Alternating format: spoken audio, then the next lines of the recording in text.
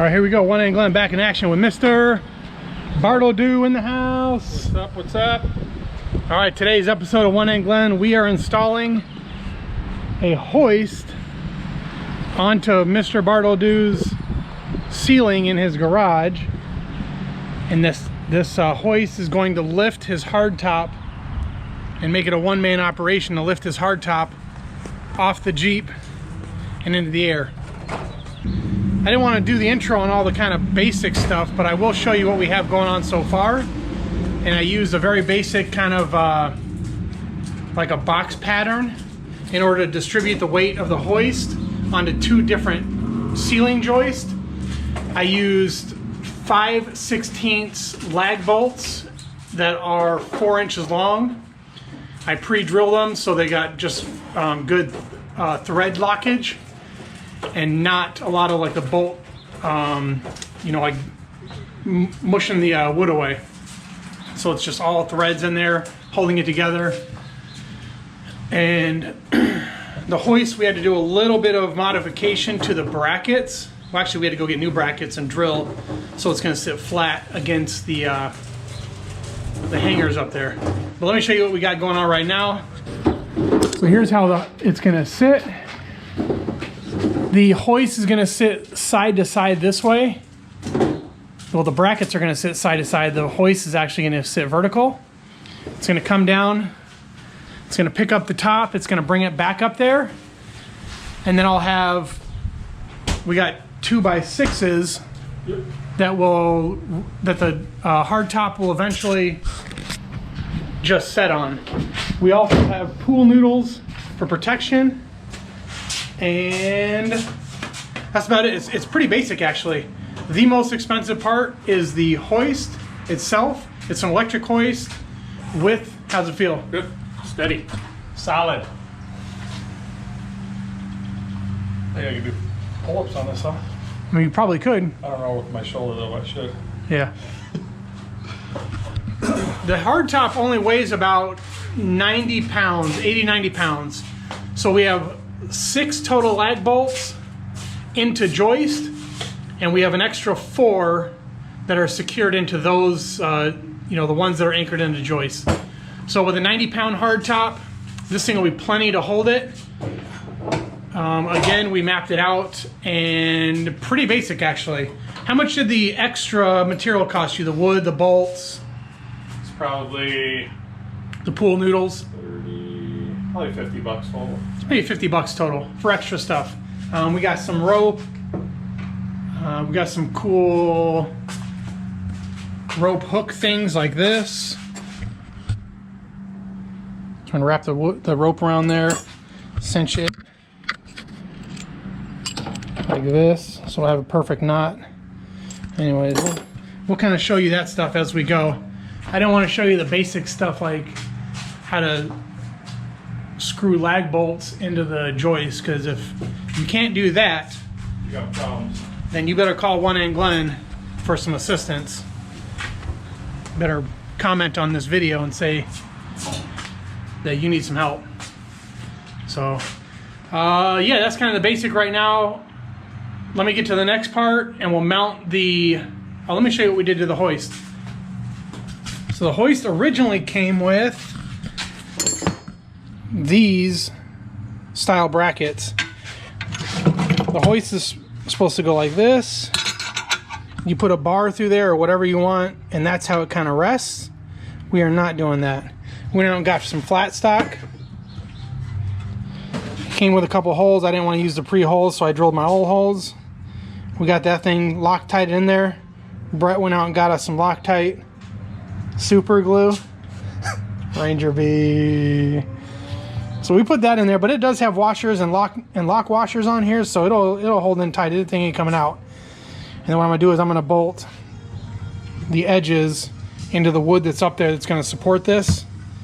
It's gonna come straight down off of here. We have an electrical outlet up here we're gonna plug into, and we will also bring the cable to actuate the hoist itself, probably just kind of over in this area.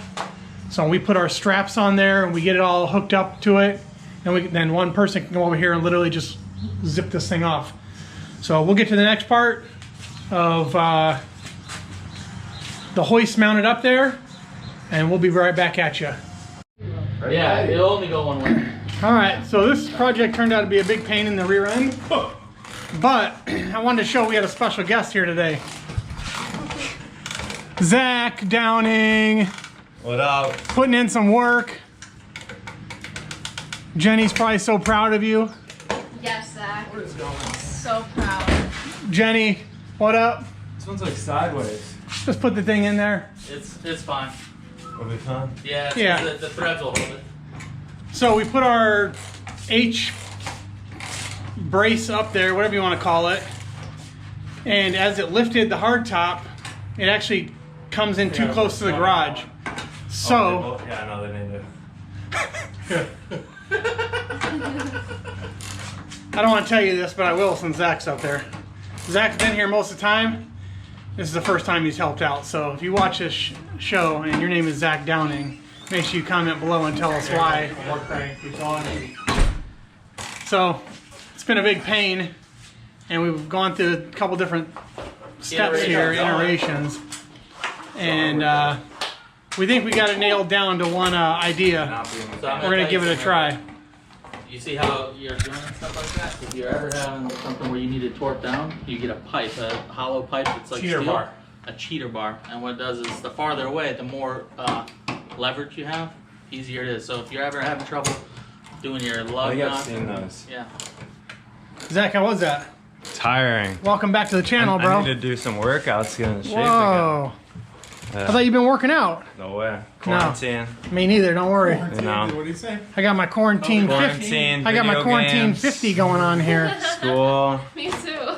Yeah, quarantine 15. Mine's 50. Mine's 15. I did gain. All right, so this has been a project, and we're gonna give this another re-go. Pain in our ass. All right, so we had to end up going with the T-bar. T-bar, as you'll see, because the strap video, the guy who did the strap sucks, so that does not work. So with the T-bar, this thing is floating nice and level. What do you think, Mr. Barlow? It's pretty impressive. So there it is up there. And what we're gonna do is, Corey and I would have had this done in an hour. then we got these eyelets up here.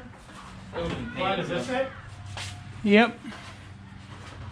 Let me see. Right? Yeah. Watch that light.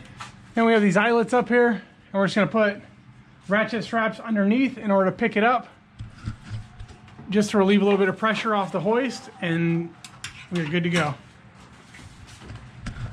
Ranger, what do you think of this project? You guys did a good job. Ready to do it all over again? Horrible. Next house? This thing took too long. Heck no. What do you think, Bartle? Do? Oh, Lover Buns always loves it. She's the biggest fan of OneNGlen. Ain't that right, Lover Buns? Nope.